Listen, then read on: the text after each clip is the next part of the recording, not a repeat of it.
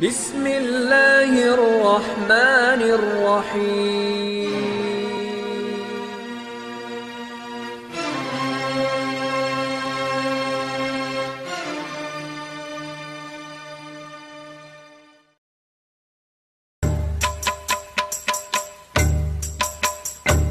Ya Nabi salam alaika, Ya Rasul salam alaika, Ya Habib salam alaika, salawatullah alaika.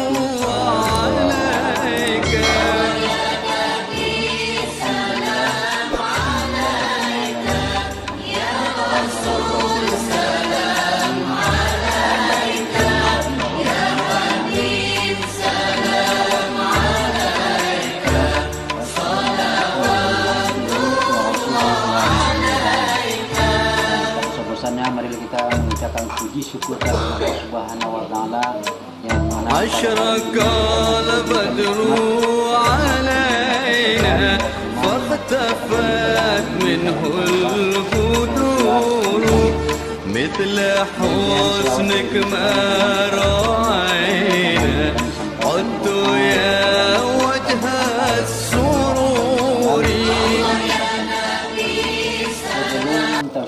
Kita mulai, marilah kita buka acara tausiah ini dengan mengucapkan basmalah. Bismillahirrahmanirrahim. Kepada Buya, waktu dan tempat kami persilahkan dengan segala hormat.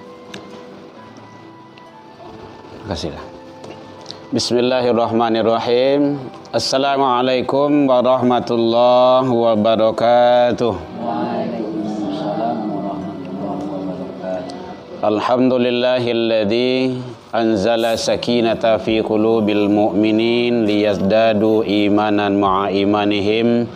Ashhadu an la ilaha illallah wahdahu la syarikalah wa ashhadu anna Muhammadan abduhu wa rasuluh sallallahu alaihi wasallam la nabiyya ba'da amma ba'du.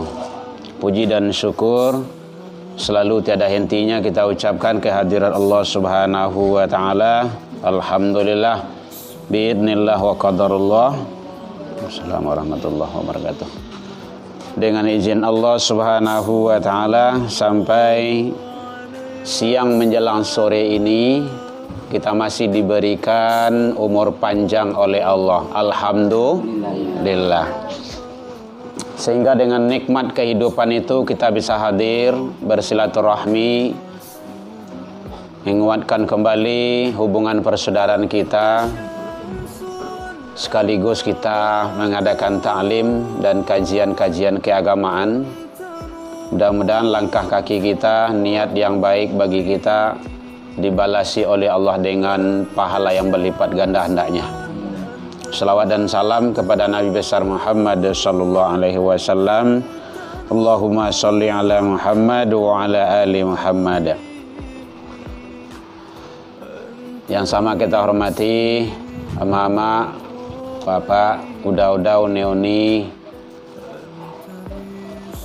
yang hadir pada kesempatan ini, Bapak Ibu, sanak famili, saudara-saudara kita. Mudah-mudahan kita selalu istiqomah di atas jalan kebenaran.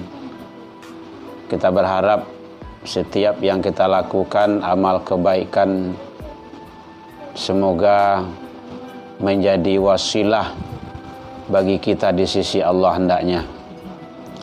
Kita berharap badan kita, anak-anak kita diberikan kesehatan selalu oleh Allah hendaknya. Dan kita berharap semoga keluarga kita rukun, damai, rezeki dilancarkan oleh Allah, serta dimudahkan dalam setiap urusan bagi kita hendaknya. Bapak Ibu hadirin rahimakumullah, dalam waktu yang singkat ini kajian kita berlandaskan kepada hadis Rasulullah sallallahu alaihi wasallam inna mimma yalhaqul mu'min amalihi hasanaten ba'da mautiha.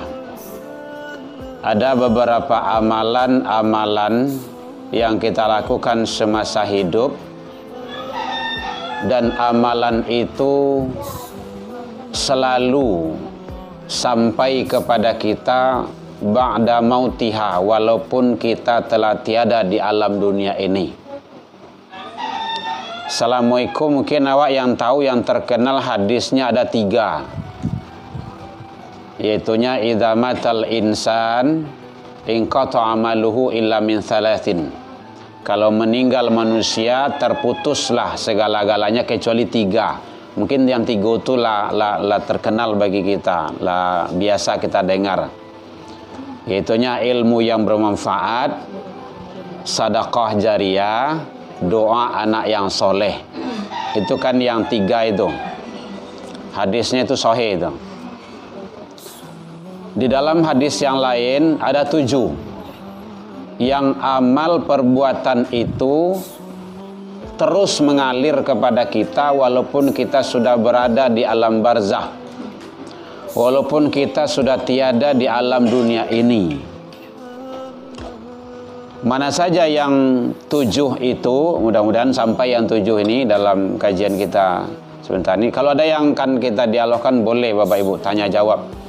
Nah, kemarin kan sudah sampaikan, siapkan masing-masing awak setidaknya seorang pertanyaan setidaknya. Semakin banyak kita bertanya, nanti semakin banyak pengetahuan dan wawasan yang terbuka nantinya dalam majelis ilmu kita.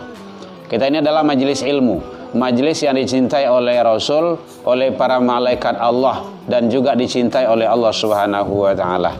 Jadi majelis ilmu itu bukan hanya di masjid, bukan hanya di musola, bisa di mana saja. Yang penting dalam kegiatan majelis itu dibuka pembahasan-pembahasan yang berkenaan dengan ayat-ayat Allah, dengan Al-Quran, dengan ilmu-ilmu keagamaan. Yang pertama, ilman allamahu wa nasyarahu, ilmu yang dicari kemudian diamalkan dan diajarkan kepada orang lain. Walaupun kita sudah wafat, walaupun kita sudah meninggal, itu terus mengalir kepada kita kebaikannya. Itu makanya sering disampaikan, kalau ada anak-anak awak masa usia dalam belajar, ajan di awak, mungkin orang tua, ayah dan ibu, atau nenek dan kakeknya. Ajan di awak. Kenapa? Karena setiap yang kita ajarkan kepada anak tersebut, nanti dia mengamalkannya, maka mengalir kebaikannya kepada kita. Di samping dia mendapat kebaikan, kebaikan itu mengalir kepada kita. Kemudian nyoajanlah ke orang lain, nyolah kadang besok, nyoajanlah ke orang lain, besok nyoajanlah orang lain itu muajanlah, orang lain muajanlah gitu, terus begitu. Nah, itu yang dimaksud dengan yang sistemnya itu nyo MLM. Nah, apa itu MLM tuh? Multi level marketing. Jadi ada selalu bersambung terus. Mungkin kita mengajarkan sedikit, hanya mungkin 1 Al-Fatihah atau 1 surat Al-Ikhlas, atau mungkin 1 surat yang 3 ayat yang paling pendek itu Al-Kautsar, kan paling pendek itu. Dapet dinyo, kemudian nyo ajan, mungkin ada muridnya beku ada gak 5 atau 10. Boleh syukur-syukur kalau banyak gitu kan. Nanti murid-murid itu juga mengalirkan. Jadi terus seperti itu. Jadi kita menerima pahala kebaikan yang tanpa kita minta, dia selalu mengalir. Jadi makanya sering kadang-kadang awak atau bapak-bapak, ibu-ibu di masjid dan musola awak saliak kan, iko sedekah untuk orang gaib emboh. Beliau menikah tu, iko sedekah untuk mandeh emboh, iko untuk suami emboh. Indak digituan doh, yang beliau tetap mendapat kebaikan. Apalagi kalau digitukan, makin jelas gitu, makin banyak kebaikannya. Awak saja berbuat kebaikan, itu kebaikan itu mengalir kepada orang tua kita, karena beliau yang mengajarkan kita dulu berbuat kebaikan. Tuh hebatnya di dalam Islam tuh. Jadi ilmu yang dicari, kemudian diamalkan dan diajarkan kepada orang lain. Jadi ilmu tersebut akan terus mengalir. Apa saja ilmunya? Banyak macam ilmu. Jadi ya, ilmu itu bermacam-macam. Bermacam-macam ilmu pengetahuan, ilmu hitung, ilmu kesehatan. Contoh kan, awak mengajar kepada anak awak menjaga kesehatan gitu kan. Satyo makan cuci tangan gitu kan. Sebelum tidur tu berwudu gitu kan. Nyo biasa wudu tu. Sebelum pai karajo tu berwudu ya. Siap dari toilet tu solat ndak solat berwudu. Berarti kan kita membiasakan kebaikan kepada anak-anak awak tu. Diamalkannya maka kebaikan itu mengalir terus. Luar biasa. Itu tidak ada batasnya itu. Ba'da mautiha, walaupun dia sudah wafat sekalipun, kebaikan itu mengalir. Yang kedua, wawaladan solehan tarakahu. Anak-anak yang soleh yang mendoakan orang tuanya. Anak-anak yang ditinggalkan, yang dididik, kemudian berbuat kebaikan, kebaikan itu mengalir kepada orang tuanya. Diminta, tidak diminta, diniatkan, tidak diniatkan, karena itu adalah sesuatu hal yang sudah menjadi ketentuan. Penyebab kebaikan itu orang tua yang mengajarkan dulu, maka kebaikan itu mengalir terus. Termasuk bapak dan ibu guru, dosen dan segala macamnya. Nah, kalau awak kan dosen di rumah tangga awak dari awal yang ngajarkan anak-anak awak, sebelum sampai keluar itu kan kita yang ngajar dulu.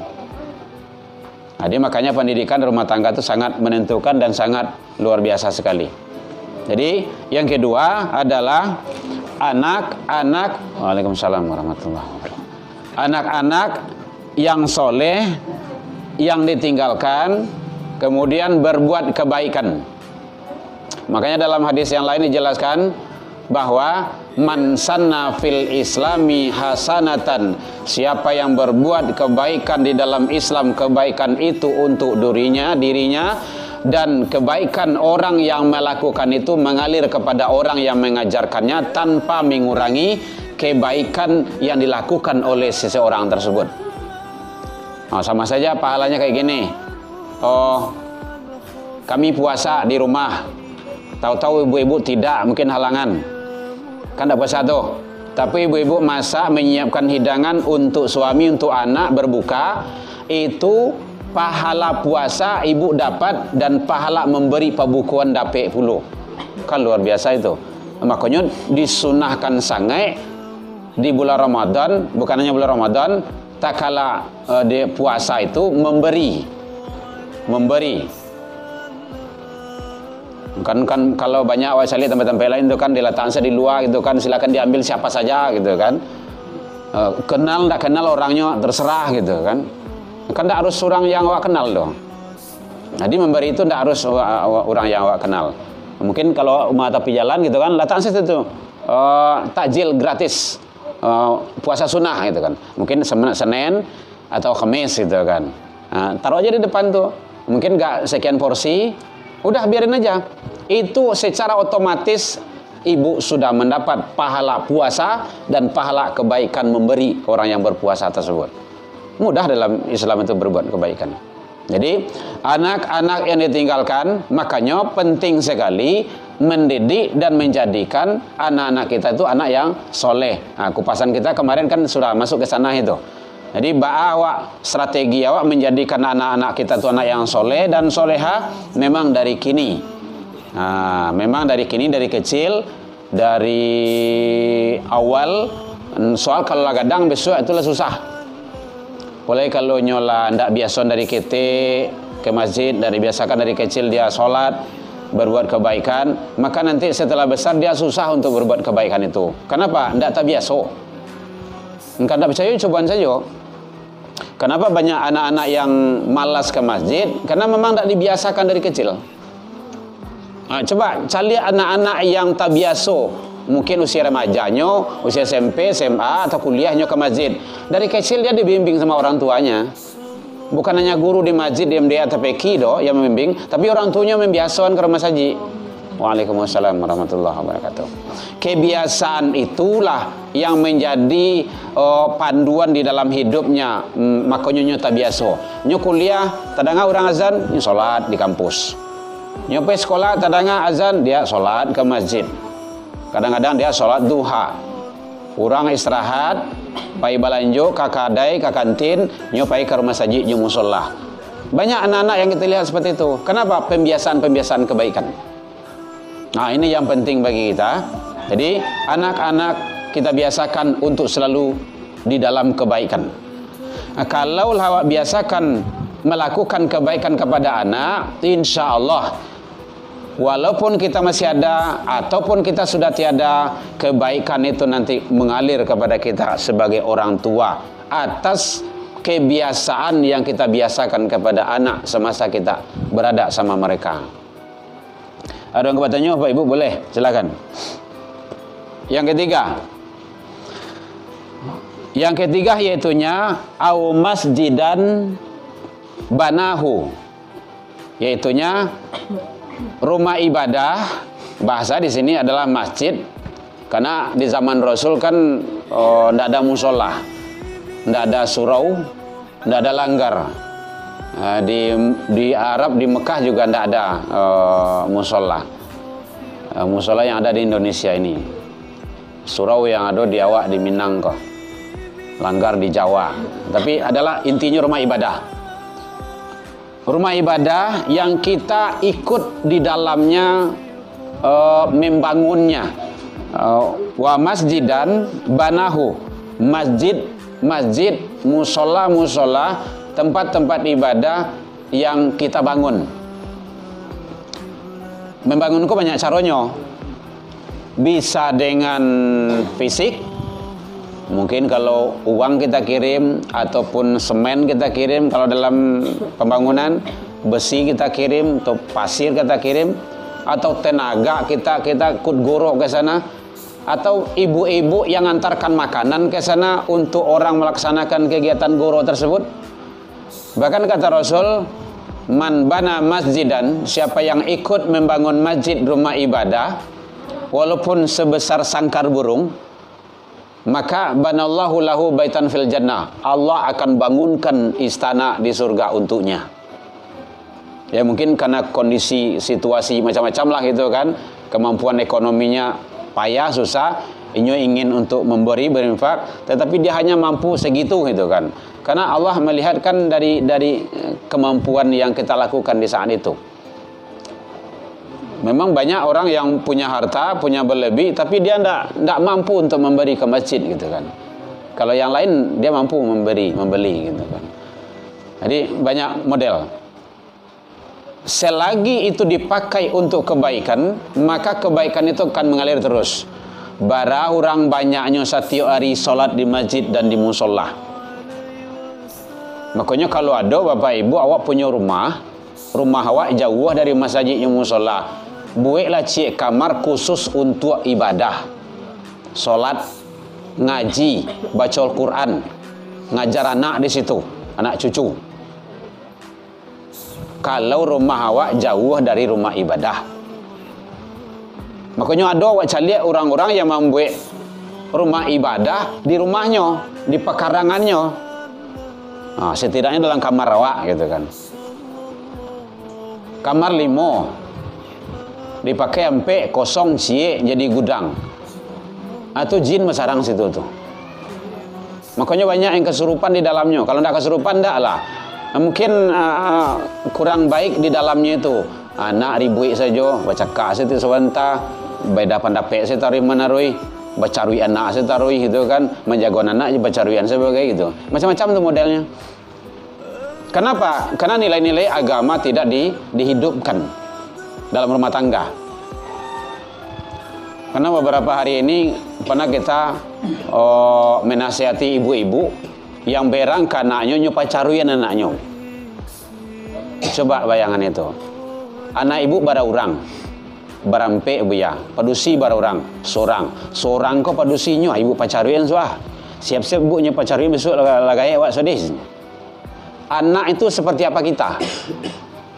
Kalau awak memperlakukan baik kepada anak di waktu dia kecil, di waktu dia belum mampu melakukan apa-apa, dia tidak kuat untuk melakukan sesuatu, maka dia akan memperlakukan kita yang sama nanti tak kala kita tidak mampu melakukan apa-apa. Itulah di usia tua. Kalau kayak itu kan banyak barangnya itu. Kadang ke Jamban dan Sarawak ya kan. Macam-macam. Kini solat doang, tu ulanglah solat lah. Allah solat ayah tadi alun biloh salat. Karena memang ingatan memang seperti itu. Bahasa awaknya pikun namanya tu, bahasa agamanya. Dan memang seperti itu. Kalau awak umur panjang pasti akan sampai ke situ. Nah, ndaknya. Jadi sebelum dan jangan sampai kita diberlakukan oleh anak kita kepada kita, maka perlakukanlah dengan cara yang baik. Itu gunanya kasih sayang tuh, rahmah tuh. Nah, lemah lembut dengan anak, tegur anak dengan kasih sayang, berikan contoh. Bukan menyuruh. Menyuruh itu bisa saja tuh, tapi memberikan contoh. Kalau anak ingin sholat, mandi ayah jangan sholat. Kalau anak ingin tutur kata yang baik, yang sopan, ayah jo mandehnya di rumah tutur kata yang sopan. Itu caranya. Kalau masih ada nenek jo kakeknya, kita sebagai anak berbaik-baik dengan orang tua kita. Nampak dia nak dicucu beliau tu, karena dia akan mencontoh. Kalau berang-berang saya ke orang gaya awak dimungku anak lo leh, siap-siap. Nyo pasti besok berang kawak tu. Nyo kata-kata awak besok tu, nyo pacarian awak tu. Itu memang hukum alam memang kayak gitu, sunatullahnya. Makanya salah satu adab itu, kalau awak ada beda pendapat suami istri, ndak boleh di hadapan anak, ndak boleh di hadapan pembantu. Itu adabnya tuh. Ya kan, namun dalam rumah tangga kan macam-macam kok. Masalah ekonomi, masalah keuangan, masalah anak, masalah ini, segala macam rumah tangga. Itu biasa, masalah karajo. Kok kalau beda pendapat je awak suami istri, boleh. Tapi jangan di hadapan anak. Suruh anak pergi dulu. Anak masuk dalam kamar. Masuk dalam kamar, kunci kamar tu. Atas salah kok mengalih. Siap tu kan bisa mandi keluar dari situ tu. Bisa saja kan, aman saja kan. Tidak ada yang repot. Yang penting kita bagaimana menyelesaikan sesuatu itu dengan cara yang baik. Itu gunanya rumah tangga tu. Tidak ada perempuan tu, tidak ada yang sempurna. Laki-laki tidak ada yang sempurna. Kesempurnaan itu milik Allah. Tapi istri yang baik mampu menutupi kekurangan suami. Suami yang baik mampu menutupi kekurangan istri. Saling tukuk manukuk, sentiang babelai. Itu kalau di Minang namanya itu. Jangan sekali-kali membicarakan aib rumah tangga keluar. Bahaya. Iko laki bersabut di luar. Ndak boleh ya. Badosoh awak. Bini awak bicara aja tadi di kadai ke tempat lain. Contoh kayak gitulah. Ndak boleh. Pinyo pakai jo. Pinyo bersabut-sabut jo. Ndak boleh seperti itu. Awak dulu kan awal-awal nikah tu kan kenapa? Itu sebabnya dulu. Jadi oleh sebab itu makanya Rasul menyampaikan, membimbing kita di dalam beragama itu, maka dekatilah selalu majelis ilmu, baik di masjid, di musola, dan kajian-kajian yang lainnya. Nah, kalau akan ada kegiatan arisan, kita ada kajian-kajian agama, ya kan. Jadi yang ketiga adalah, yaitunya masjid yang kita ikut di dalam berinfak, memberi, membangun, dan segala macamnya itu, maka setiap orang ibadah di masjid tersebut, maka di musola tersebut, di rumah ibadah tersebut, maka pahalanya terus mengalir kepada kita. Nah, makanya pengurus Tarui mengimbau, mari bapak ibu-ibu kita berinfak masjid, musola, rumah ibadah. Nah, itu tujuannya tuh, supaya itu nanti akan menjadi amal jariyah. Walau kita sudah tiada, nantinya akan terus mengalir dengan izin Allah Subhanahu wa ta'ala. Yang ketiga, ada yang bertanya Bu? Boleh? Iya Bu. Jangan payah nak Bu. menjalang soto ke muka. Waalaikumsalam warahmatullahi wabarakatuh.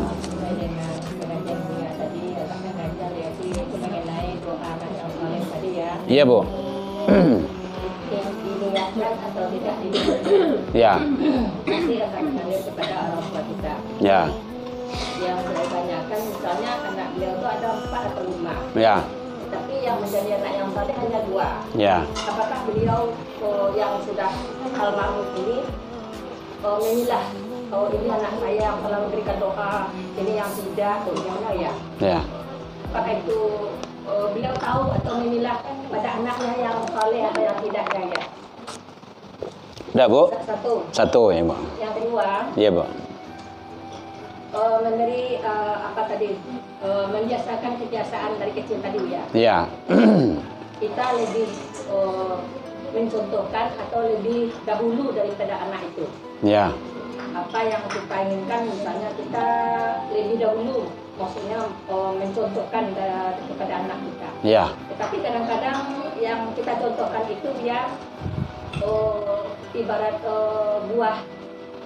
Kadang-kadang buah itu dia tidak semuanya yang jatuh pada batangnya. Kadang-kadang buah itu jatuh jauh melenceng. Maka jadi usaha dengan dia.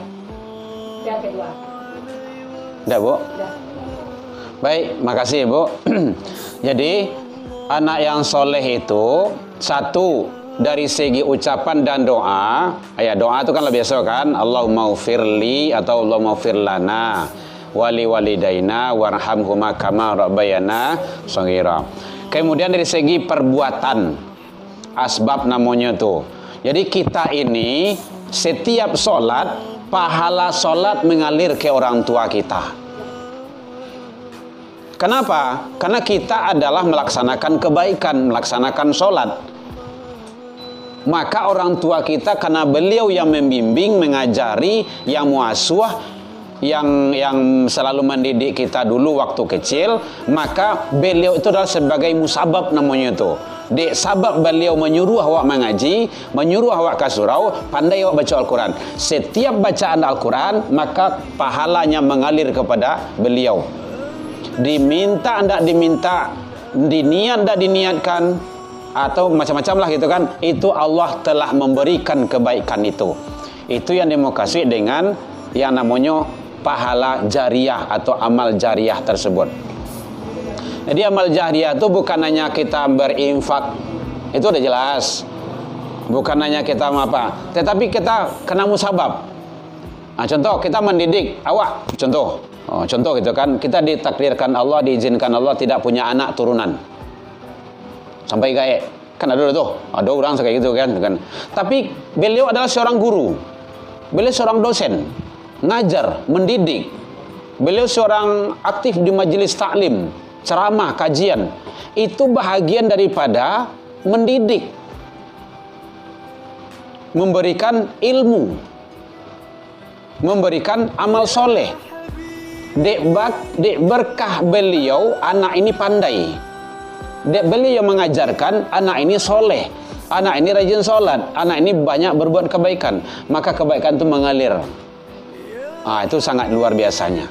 Jadi kalau seandainya memang ini ada batasannya, kalau orang tua kita telah mendahului kita, kemudian anak itu masih dalam kawasan belum baligh dan berakal, maka di dalam hadis dikatakan bahwa kebaikan yang dilakukan oleh anak, kebaikan itu untuk orang tua. Tetapi kalau kesalahan yang dilakukan oleh anak, maka kesalahan itu untuk orang tua. Maka butuh bimbingan anak sebelum usia dan baligh berakal. Tak kala anak ini setelah baligh dan berakal, berarti hukum Tuhan sudah jalan. Kalau dia berbuat kebaikan, kebaikan itu mendapat jatah orang tuanya. Kalau dia berbuat dosa, maka dosa itu untuk dirinya. Orang tuanya tidak mendapat lagi. Kenapa? Karena orang tuanya dulu sudah berusaha dengan semaksimal mungkin, tetapi karena dia melakukan kesalahan, dia hukum Allah sudah jalan bagi dia. Karena dosa seseorang itu tidak dipikul oleh orang lain. Begitu Allah Maha Kuasanya. Jadi oleh sebab itu makanya penting bagi kita semaksimal mungkin kita tetap mendidik, membimbing, mengarahkan anak-anak awak tetap berada pada posisi yang baik, kebaikan. Nah, itu yang terpenting. Jadi kebaikan-kebaikan itu akan terus mengalir dan Allah akan berikan itu kepada orang tua, kebaikan tersebut, kebaikannya. Yang kedua apa tadi, Bu? Ya, kalau kita sudah mencontohkan kebaikan dari kecil, kemudian dicontoh oleh sang anak, maka kebaikan itu akan mengalir kepada kita. Kalau seandainya memang aduh yang ndak, ya yang namanya kan padi kok ndak sedoh namun nih doh gitu kan. Aduh ampo bareknya gitu kan. Maka itu nanti itulah gunanya awak tuh. Jadi Allah tuh memberi limit itu adalah masanya itu, limit waktunya itu adalah usia balik itu. Kalau seandainya memang sudah balik dan berakal, maka hukum negara, hukum Allah telah jalan bagi mereka. Makanya penting awak memberikan kesadaran kepada anak-anak awak, jangan sampai nyo tidak berada pada posisi yang tidak baik, harus pada posisi yang baik. Itu pengontrolan kita sebagai orang tua. Jadi mungkin kalau anak awak sekolah ditanyohnyo, kemudian kalau nyo berbuat salah ditegur. Jangan dibiarkan. Awak kadang-kadang kan banyak pembiaran. Nah, itu yang tidak baiknya, yang tidak bolehnya. Jangan pembiaran. Harus ditegur. Itu namanya salah basapo tukah barasa. Anak terlalu banyak contohnya kan nonton, itu tidak baik juga. Anak terlalu banyak main HP, itu tidak benar juga. Itu bukan mendidik. Nah, tetapi coba arahkan kepada kebaikan. Kalau usianya, kalau dalam jamnya ngajinya. Kalau tidak ngajinya tegur, berangi. Dan harus calian di situ sebagai kita seorang ibu, sebagai kita seorang bapak. Kalau anak itu tidak sholat, memang marah kita. Berang awak itu memang calian berang awak itu. Dan kalau dalam hadis mah boleh dipukul. Muru auladakum bisolat, suruhlah anak-anakmu mendirikan sholat. Apabila dia berumur 9 tahun, 7 tahun, 8 tahun, 7 tahun. Fadribu, boleh dipukul kalau dia tidak sholat juga apabila berumur 10 tahun, 9 tahun. Jadi boleh dipukul tuh mukasih di situ. Itu ada bahasanya memahami. Memang harus dilacuinya. Ini kadang-kadang tidak bisa dengan apa doh. Tapi kalau biasanya bisa dengan pukulan yang bahasa yang keras. Nah, sholat. Iya sebenarnya. Oi, lazan orang tuh ndak itu dua aja lain. Itu kan pukulan bagi dia tuh dengan bahasa-bahasa yang keras gitu. Bukan kasar tapi keras gitu kan, disiplinkan. Ala kamai orang awal apa kalau masaji itu kan. Ala kabarang ke nyudu dua aja main apa aja baru tuh. Boleh. Ambil apa itu? Bawa dia ke masjid. Nah, itu caranya. Itu trik-triknya gitu kan. Nah, tentu makanya penting bagi kita pembiasaan itu yang perlu. Pembiasaan. Nah, kalau sudah pembiasaan nanti dia akan terbiasa terus. Hanya kadang-kadang memang menjalang anakku dalam ilmu psikologi perkembangan, dia belum masih mencari jati diri baru sampai usia semester 1, semester 2 malahan di kuliah. Nah, kadang-kadang kalau anak yang lambat perkembangan itu lah tamat kuliahnya masih apa juga, masih butuh bimbingan orang tua juga baru. Ini penting bagaimana kita tetap yang kata kuncinya tidak boleh putus asa dalam mendidik dan membimbing anak. Tetap nasihati terus, tetap arahkan, tetap bimbing terus. Tidak boleh putus asa. Ya Bu, yang lain masih ada? Jadi itu sudah 3. Yang pertama yaitunya tadi ilmu dipelajari, dituntut, dicari, dapat, kemudian diajarkan. Kemudian anak-anak yang soleh, apakah anak kandung awak ataupun anak didik awak. Nah, kita berharap anak-anak kita itu menjadi anak yang soleh semuanya. Kita berharap seperti itu. Kemudian memberi kepada masjid, musola, rumah ibadah, dan itu adalah sebagai amal jariah yang terus mengalir kepada kita. Yang keempat, wa mushafan wa tarasahu. Mushaf yang diwariskan, yang ditinggalkan. Mushaf itu apakah bentuknya Al-Quran yang kita beli? Mungkin ada rezeki balabiah, tapi tidak usah lah pakai balabiah, sengaja lah gitu kan. Kalau bapak ibu ingin pahala yang tarui mengalir, beli Al-Quran, atau duo, cari musolah, masjid atau rumah Quran yang membutuhkan, memang dibaca.